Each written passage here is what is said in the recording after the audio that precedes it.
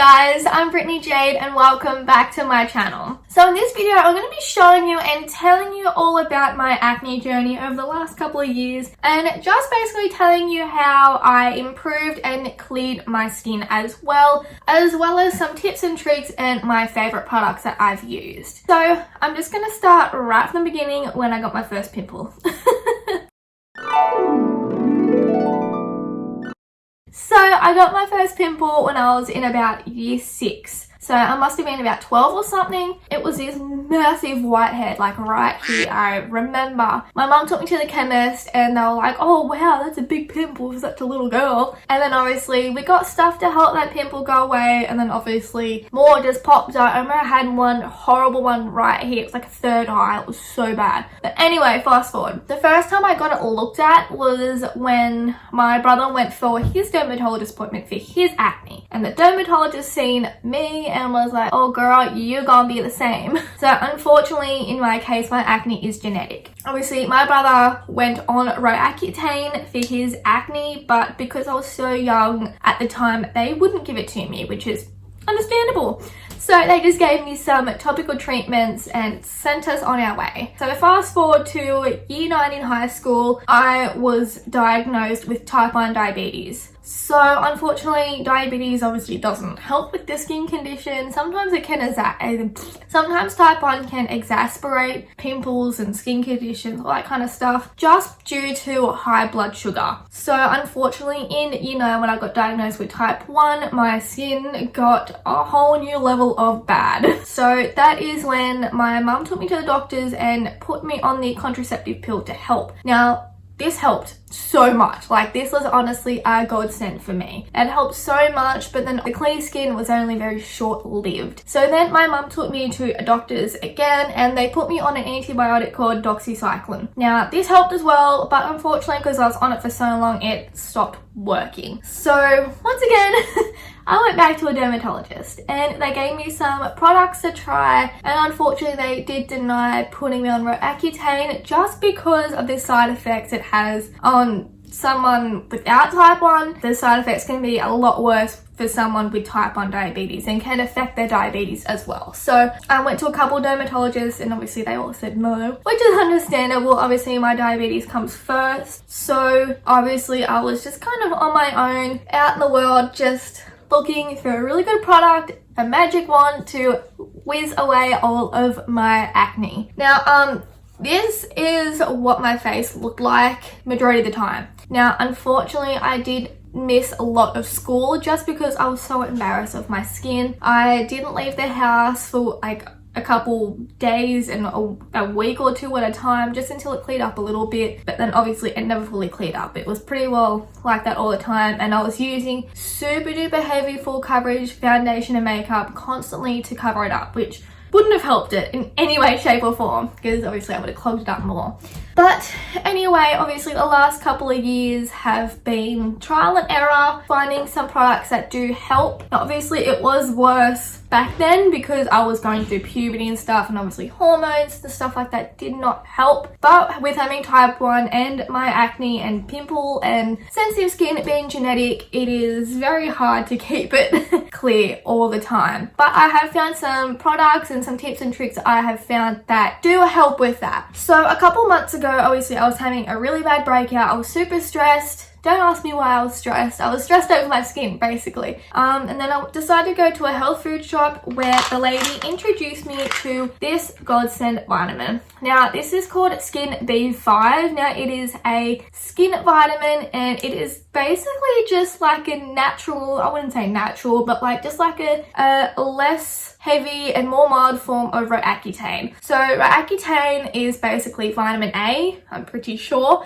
and this just has a lot of vitamin A in it, some B5, zinc, folic acid and biotin, and it is just extra strength acne control vitamins. And I have found that these are helping so much. So I take 4 a day, so 2 in the morning and 2 at night with food, and they're not cheap. I mean, you get 120 tablets for about $70. I mean, you might be able to find it cheaper, but you know, I'm more than willing to pay $70 if it's going to help, and it has. It has just been an amazing product. Some other products I have been using as well is the Skinstitute range. Now, I've been using the glycolic scrub, the lactic acid, the retinol serum, and the Moisture Defense Oily Skin Moisturizer. Now, I buy these from the laser clinics at shopping centres, so it's just called Laser Clinic Australia, and that is where they sell all of the Skinstitute products. You can also get them online as well, but I did like a skin consultation with them,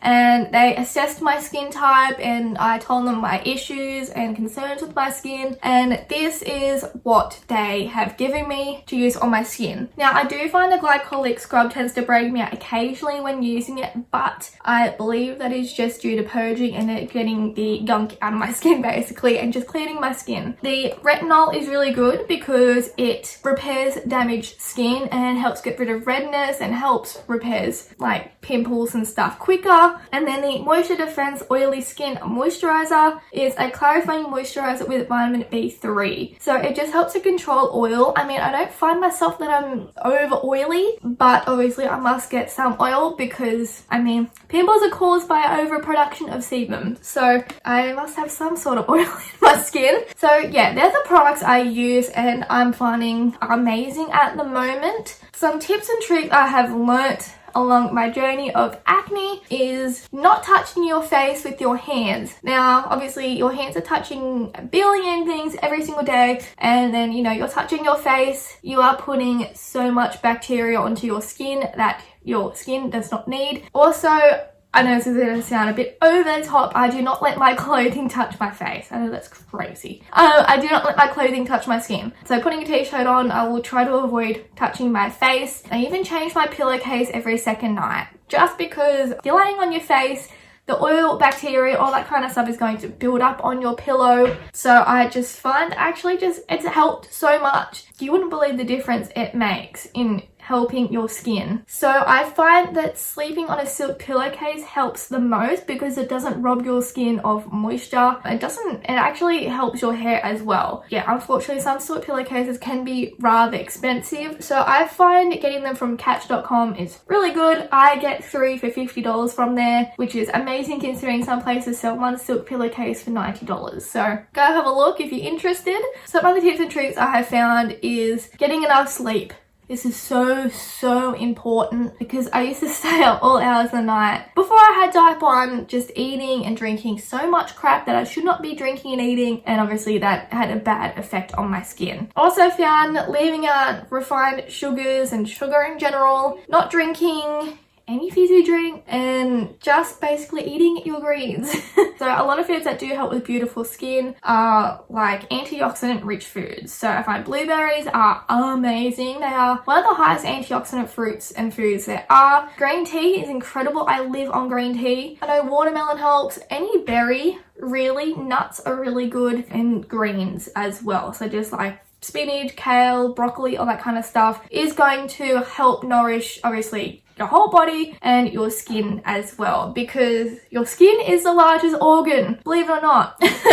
So I found that helps as well. I also find that having lemon water throughout the day is really good at detoxing your body and your skin. So those are my tips and tricks on how I have improved and cleaned my skin over the last couple of years. Obviously I'm still going to get a couple pimples every now and then. I have one on my chin at the moment, but that is hormonal. Obviously pimples in different places of your face mean different things. So chin is hormonal. I don't know about the rest of your face, but that one is hormonal. And being type 1 diabetic, it is so hard having immaculate control of my blood sugars. So when I tend to go high, like I have high blood sugars, that affects my whole body. And when I go low, I'm forced to have sugary drinks and sugary foods. So I'm kind of in a battle with having type 1 and my skin, but obviously I just do my best to keep it under control and keep my skin under control. So guys, those are my tips and tricks on how I improved and cleared my skin.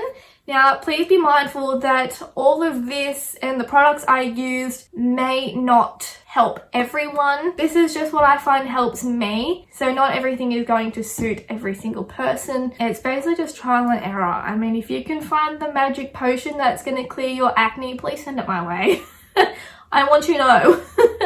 But anyway guys, I'm going to stop blabbering on and I'm going to end the video right there. So if you have any questions or comments, please leave them in the comment box down below and I will do my best to answer them. If you enjoyed this video, please make sure you hit like and subscribe. It would really help your gal out a lot. I love you all so much and I will see you all in my next video. Bye guys!